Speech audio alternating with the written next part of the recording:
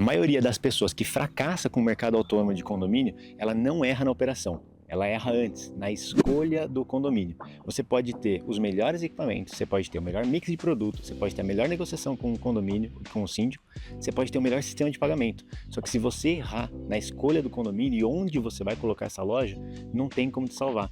Então eu vou mostrar aqui para vocês como é que você vai fazer para escolher o condomínio da melhor forma possível. Foi o método que eu utilizei para chegar em mais de 100 lojas e é o que eu passo para todos os meus alunos.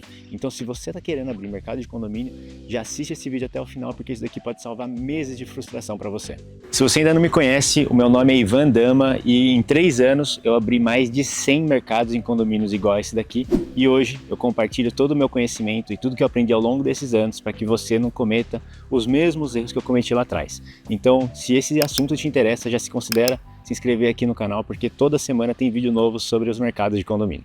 O critério número 1 que a gente tem é o número de unidades que existem dentro daquele condomínio, porque esse é o tipo de negócio que ele só funciona no volume. Então a gente precisa de mais pessoas com acesso à nossa loja para o negócio funcionar. Se você coloca num condomínio pequeno, o volume de pessoas que vão estar lá disponível para comprar, que tem acesso à loja dentro do condomínio, às vezes não justifica o custo que você vai ter e vai acabar te dando ou um prejuízo ou talvez um empate aí entre sua receita e o seu custo, tá? Então, a regra de ouro que a gente utiliza aqui é ter pelo menos 100 unidades. Também não quer dizer que se você tiver 95 vai dar errado, se você tiver 90 vai dar errado.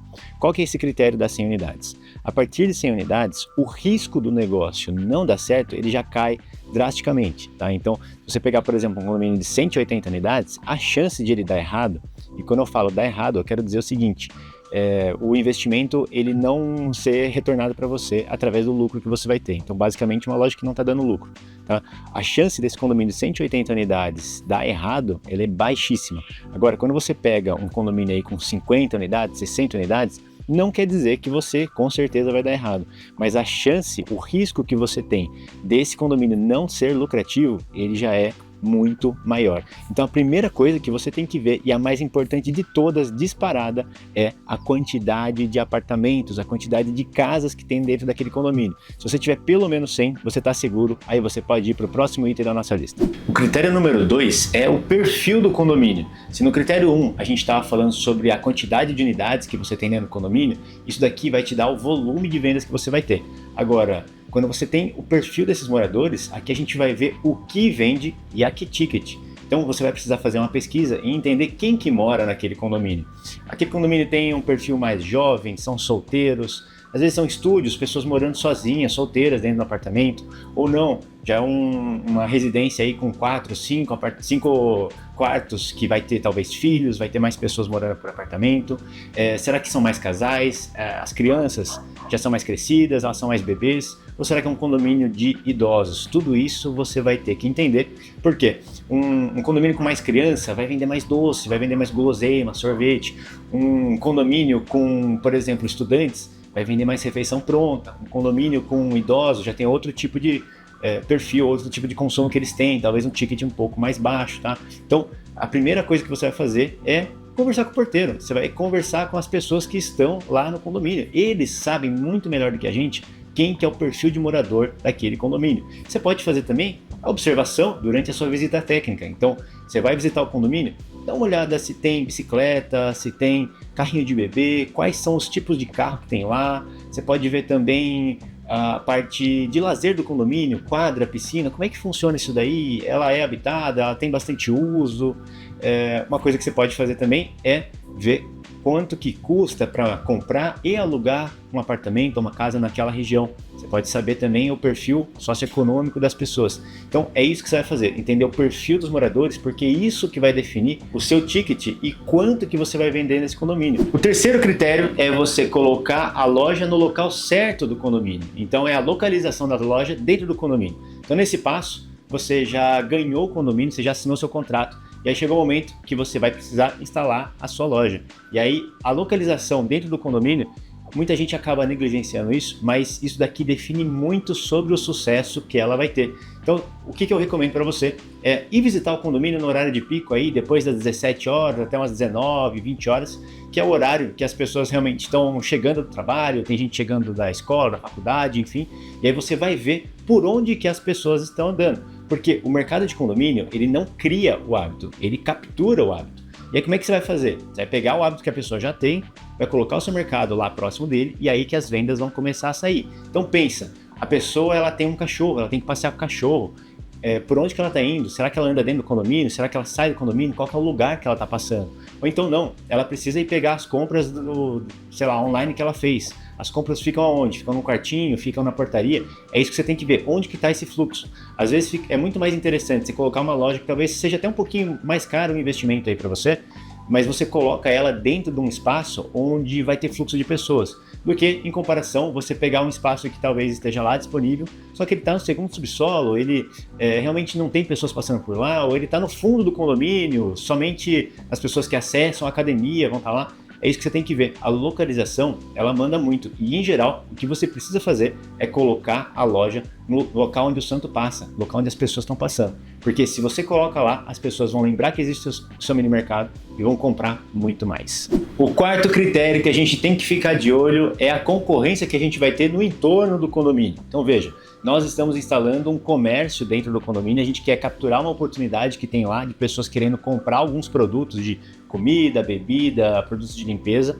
Então a gente está tentando capturar essa oportunidade da mesma forma que outros comerciantes estão olhando para outros modelos de negócio e eles querem capturar parte dessa oportunidade também. Então você tem que dar uma olhada aí em açougues, padarias, supermercados, atacarejos, mercados de bairro que estão ao entorno do condomínio. Agora, muita gente acredita que esse modelo de negócio de mercado de condomínio, ele só dá certo se não tiver nada por um raio de 5 km do condomínio, quando na verdade é muito raro existir esse tipo de situação, porque a grande maioria dos condomínios atrai bastante gente, o que atrai gente acaba atraindo os empreendedores também.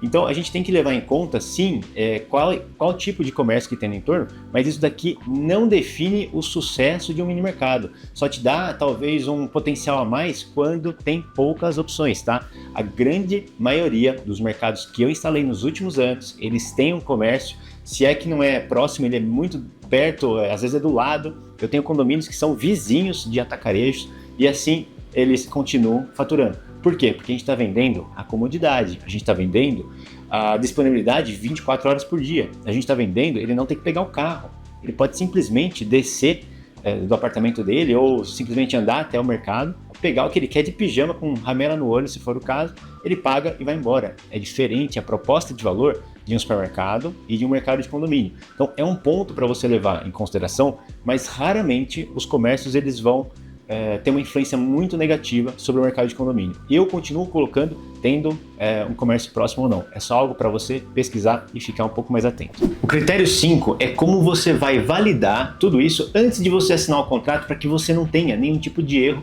que vai te tirar dinheiro do bolso e acabar não voltando isso daqui com investimento seguro. Tá? Então eu gosto de fazer 3 perguntas que a gente pode estudar elas um pouco mais a fundo. A primeira delas é a mais fácil de todas, é você fazer uma breve pesquisa com algum morador de lá. Às vezes você está do lado do condomínio, espera alguém sair ou entrar, ou você está durante a sua visita técnica, troca ideia com os moradores de lá. Pergunta para eles, cara, se tivesse um mercadinho aqui, você ia comprar? E aí se ele responder alguma coisa como, cara, com certeza, faz muita falta, tal, isso aqui já é um bom critério. Agora se ele der alguma resposta negativa, é um ponto de atenção, mas lembra, não leva uma opinião só em consideração. Pega aí pelo menos umas 3, 4, 5 opiniões para você poder seguir. A segunda pergunta que você precisa fazer é observar um pouco o critério de compra daquele condomínio. Então, será que os moradores eles têm costume de pedir mercado delivery? Será que eles têm costume de pedir entrega por aplicativo, de iFood, Rappi, essas coisas? Porque se a resposta for sim, talvez eles possam migrar o consumo que ele já tem para algo para dentro do condomínio. Às vezes ele pede uma pizza, ele pode vir pegar uma pizza congelada aqui mais rápido. Às vezes ele está pedindo um refrigerante, ele pode vir pegar um refrigerante dentro do seu mercado. Tudo isso pode mudar. Como é que você vai descobrir isso? Você vai ter que ficar perto do condomínio lá algumas vezes, alguns dias, e ver o ritmo de entregas. Aí você vai ter a resposta dessa pergunta. E a terceira pergunta que eu faço, essa é direcionada ao síndico. Eu pergunto se alguém já tentou colocar algum empreendimento daquele nesse condomínio. Por quê? Porque se a gente já teve uma tentativa e por algum motivo a pessoa acabou tirando, você tem que se perguntar o que fez essa pessoa tirar. Porque muitas vezes a gente leva em consideração, falando assim, deu errado o mercado, e é por isso que acabaram tirando, é isso que fica na cabeça do síndico às vezes, quando na verdade não foi isso. Às vezes o cara mudou de país, às vezes ele estava fazendo um péssimo trabalho, não estava repondo e realmente não faturava a loja, às vezes foi algum problema contratual, ele deixou de cumprir com alguma coisa do contrato. Então, uma conversa honesta e aberta, transparente com o síndico, você consegue entender o que aconteceu, se houve uma tentativa, e se não houve, melhor ainda para você. Você vai ter algo totalmente novo, totalmente limpo para você fazer seu teste, e se você fez essa validação de todos os critérios que eu coloquei aqui, muito provavelmente você não vai errar. A ideia aqui, gente, é eu passar o meu conhecimento para vocês, para que vocês não abram os pontos que eu tive que abrir para falar que não dava certo, para vocês realmente escolherem o condomínio certo, fazer o investimento e colocar uma loja para rodar que vai dar lucro para vocês. Vou aproveitar aqui, pessoal, e falar sobre os 4 erros que a galera mais comete antes de assinar um contrato, para que você tome isso em consideração antes de você colocar a sua loja. O erro número 1 que eu mais vejo a galera fazer é escolher o espaço pelo preço que ele oferece. Eu mesmo já fiz isso várias vezes durante a minha jornada empreendedora. Então você tem 2 espaços dentro do condomínio, esse daqui vai investir 0 ou próximo de 0, e esse outro espaço ele vai precisar de um certo investimento. Você vai precisar trazer elétrica, vai precisar fazer uma pintura, passar um drywall, colocar uma base para container, alguma coisa aqui tem investimento. Muitas vezes eu acabava escolhendo o primeiro e acabava matando o faturamento da minha loja porque eu não levei em consideração muito do que foi falado nesse vídeo aqui.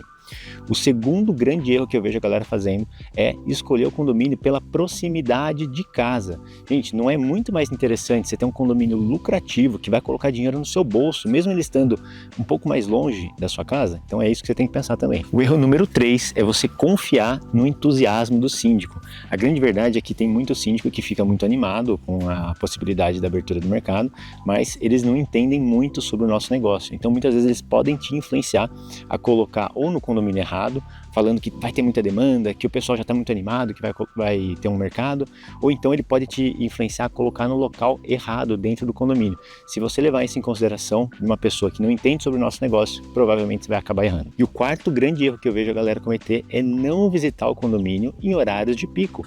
Antes de eu colocar uma loja, eu visito o condomínio várias vezes, às vezes 4, 5, 6 vezes.